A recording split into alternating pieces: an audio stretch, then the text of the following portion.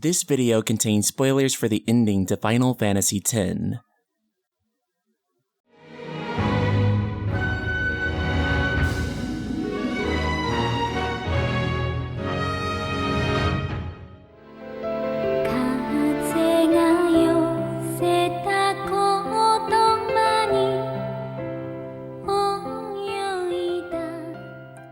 Final Fantasy X could best be described as a life-changing game, at least for me. When it first launched back in 2001, there was no game quite like it. Its incredible art, graphics, and storytelling are something that have stuck with me through all the decades after. It was a journey with a lot of memorable moments. One of the most memorable moments being the ending, in which two star-crossed lovers, Tidus and Yuna, after a long journey, are forced to say their unwanted goodbyes. And for those watching this scene before the announcements and release of Final Fantasy X-2, this scene really does sting, as it honestly looked like this was the last time these two would ever be together. At the time, Final Fantasy games didn't get sequels or expanded media, so this was pretty much it. During this scene though, there's a moment in which Yuna utters 3 words that men with commitment issues hate to hear. Yuna says, "I love you," to Tidus, in what seems like an incredibly satisfying payoff. It's a touching and heartfelt moment. That is, if you played the game in English. Playing the game in Japanese, Yuna just says, "Arigato," or